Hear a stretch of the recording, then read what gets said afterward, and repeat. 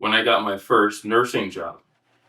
And the lady said, your beginning salary will be dollars an hour. Hey, the greens. Hey, the money. We're not blind to the things that make being a nurse difficult, but we still love being nurses. And here are 5 reasons why.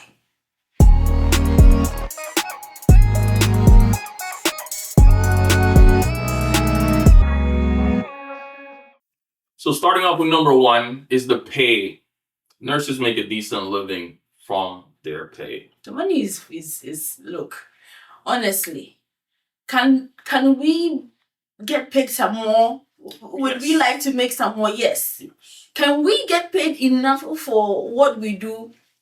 I mean, not really, but the money is good. Yeah, I know me. I was a medical assistant before, so I was making $14 to $16 an hour when I got my first nursing job. And the lady said, your beginning salary will be $35 an hour. Hey, the greens. Hey, the money. Hey. I was happy. Let me tell you, I was happy. Okay, $35 an hour, that's pretty good compared to $16 an hour. Mm-hmm. So I was very happy about that. And with staffing issues being an ongoing thing, there is always an opportunity to pick up extra shifts to increase your monthly pay, your wage. Yeah. So being able to do what you do and be able to take care of your family is very important, and nursing still affords us the ability to do that. Currently, I am at 52 an hour, and you are at 53. 53. Okay, so that's good as long as you are working and you're showing up to work, getting your job done. You know, we're paid hourly. We're not paid salary. So as long as you're showing up and doing your job, you're getting your money. And night shift makes more than day shift. Yes. Night shift, we make a little bit more. Yep. With night shift differential. Mm-hmm. So you can't go wrong with that. But yep, on to tip number 2. Number 2. And tip number 2 is flexibility. Job flexibility. Yes. For working parents, having a job that offers you flexibility is so important. There is, you can either do morning shift or evening shift or night shift. Mm-hmm. And depending on what is going on in your personal life, say you have to get home by a certain time to take your kids to school in the morning at 8:15 or 8:30. It's possible. It is possible. Mm-hmm. It is possible. And you need to pick up your child from school by 3 o'clock or something like that. You can still make it to pick up your child, and make it to work. If you don't live too far. Right. But yeah, our job, usually we get home, I know for me, I usually get home like 7:30, 7:40. 7:45, yeah. Yeah. Mm-hmm. And by 9, you're in bed? Mm-hmm. 9, 10, you're in bed. So... Yeah. Our kids aren't old enough to start school yet. So, we haven't experienced what it's like to bring them to school and pick them up in the evening. But I know it's doable because after we drop them off at school for 8 in the morning, then we can come back, get some sleep. Even if we work that following night, we can come back, get some sleep, wake up at 2:30 to go get them from school. Even in terms of doing things around the house, you can get some stuff done. If you, as working nights, you can get some stuff done during the daytime before we go to, also get some rest before we go to work. So, I mean, and paying a power, like, it just makes life a little bit easier. Yeah. So, yeah, it's very flexible. And you also make your own schedule. Yeah, you make your own schedule. Every 6 weeks, we're able to make our schedule for the following 2 months. Mm-hmm. So not the month that we're in, 2 months after that. Right. And we get to choose if we open the program early. And we can choose what days we want to work. We can decide if we want to knock out the 3 12-hour shifts in a row, or if we want to stagger them out and spread them out, have a resting day in between. Mm-hmm. So you decide how you want to do that. And that's more flexibility on your end. Yeah. Yep. And you already know which day you're going to work. weeks ahead of time. Yeah. So you can plan your trips around it, you can plan your family vacations, you can plan your events around it. Yes. It's like a little bit easier. Yes. And if it just so happens that you can't do that day that you plan to work, you can ask one of your coworkers to switch with you. And that can be done. Even if it's tomorrow, you have to go into work. If you get someone to switch with you soon enough, like today, then you'll be good for tomorrow. If the manager approves it, they're all set. Yeah, you don't have to call out. You don't have to do a no call, no show. Yeah. Number 3, and it's my favorite. Is it? It is my favorite. Well, hold that thought. If you have stayed with us till now and you find this video interesting, please consider subscribing to our channel. We also have a shorts channel. You can subscribe to that and follow us on Instagram at The Nurse Couple. Okay. Number 3, my favorite. Number 3 is the patients that you meet. Oh my, amazing. The amount of patients that I've met, and I get to talk to them, get to learn about the jobs that they do for a living. It's so helpful to them as well because it helps them to take their mind off whatever is going on in the hospital, the sickness portion of it, and focus on what they do for a living, which helps with report building as well. But yes, my favorite are the construction people because I love construction, like building decks, stuff like that, remodeling. I love all that stuff. So the contractors, I have fun talking to them, the plumbers, electrician, Sparkies. Yeah.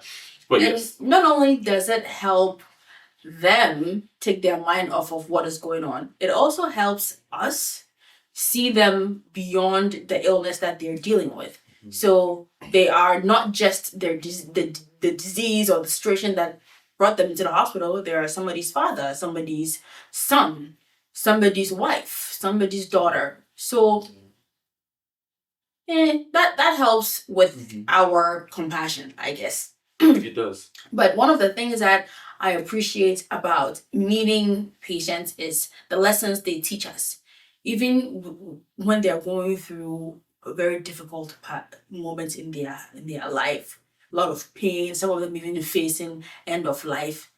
A lot of my patients have taught me lessons about marriage, parenting, just career building. Amazing. I mean, I met this nurse. She was a helicopter nurse. She's such an amazing person. I still think about her sometimes, but yeah. I mean, I think we think about a lot of our patients sometimes. Yes. We've just it comes on with us. You can't help it. You can. I mean, you are a human being. You have to. Tough skin is a weird concept. You have to allow yourself to feel for another person. Yeah. Who is going through something, and being a nurse, the conversations we've had, the moments we've shared with patients, they are, I want to say, priceless. Yeah. And being Christians, I still pray for my patients. I'm home. I'm wondering how they're doing. I gave a report and they're off to surgery and I come home. I still wonder, what's happening, how they're doing, how did surgery go. So I still pray for them. So number 4, job security. Yes. If you're a person that loves working, regardless of whatever is happening around you, you still like to go to work, nursing is a career for you. Doesn't matter what's happening in the world, you are required to report to work. COVID, everywhere shut down, we were still heading to work. Still have to go to work. Yeah, everything stops tomorrow. You got to report to work. So you'll always have a job. Yeah. You don't have to worry about, I'm not going to be able to work. Trust me, you will have a job. Always. And it might be a con for some people too. Just, yeah, that can be a con, yeah, unfortunately. But just face your front. Focus on your focus. Show up to work. Don't do any illegal stuff that will put your license in jeopardy. And you will have a job. Yeah. Always. And if it's tough, because as we said, we're not blind to what makes nursing difficult. If you want to go somewhere else, go ahead and go. Watch our video on nurse burnout, how to prevent burnout. That one is very helpful as well. But yes, we're not, oblivious of what's going on in nursing. So if you don't like it's too hard for you, you can always go somewhere else. Point number 5. Being a nurse allows you the flexibility to be and so many different fields. Like no matter your personality or what you like doing, you will find something for you. Something for you in nursing. Yes. Like if you're a people person, you like talking to people, coordinating things, nurse manager, nurse supervisor, that's you. If you like to not talk to people at all, or like to talk to people somewhat, there is an area for you as well. That's right. Yeah. ICU is a pretty good one. Most of your patients, because they're so critically ill, they're not going to be talking back and forth to you. You'll be talking to the providers and your coworkers, but that's about it. And family members, yeah. So if you're, for instance, you like computers, IT, then nurse informatics might be for you, you know. So there's, oh man, so many avenues. If you want to do, like, we work only 3 days per week, 3 12-hour shifts. If you want to do a regular 9 to 5, there's outpatient for that. So if you want to get your master's degree, if you want to get DNP, there are many opportunities for you to go up the career ladder. If you want to be the highest paying nurse in the whole world, you can be a CRNA. That's right, and you'll be making like a good amount, about $200,000 a year. So, and you don't have to break the bank to advance in your career in nursing. You just have to work for a facility that does I think it's called tuition reimbursement, that has tuition reimbursement programs, and they will pay for a good amount, sometimes half, sometimes a quarter of your tuition costs. So you don't have to go into debt. That's true. To advance in your career in nursing. Yeah, look for hospitals. A lot of teaching hospitals do that. They'll pay for you to go back to school and further your career in nursing, if it's nursing related. But yes, that's an option as well. So you can get your degree. You probably will have to work for them maybe for 2 years after, or a year after. They might require of you. And you just do it. Do your 2 years.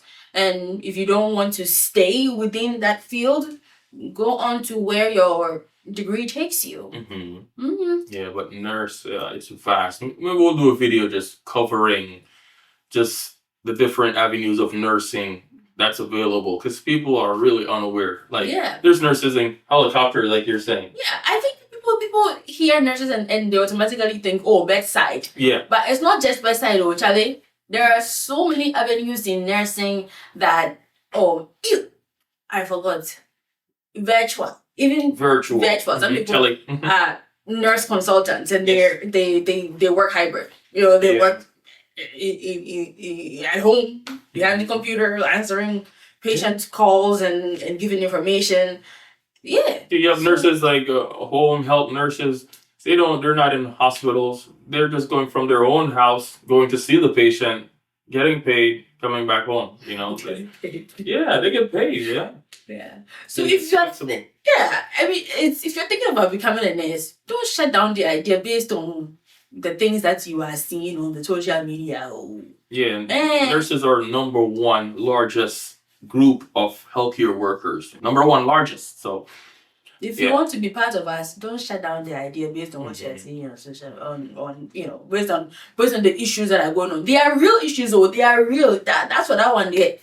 It's true, but there are other things that also make nursing good. Yeah. Yes. So if you're thinking about it, go ahead. You can do it. You'll find some career in nursing for you. Trust me. Yep. All right. So until next time, take care. We'll see you again.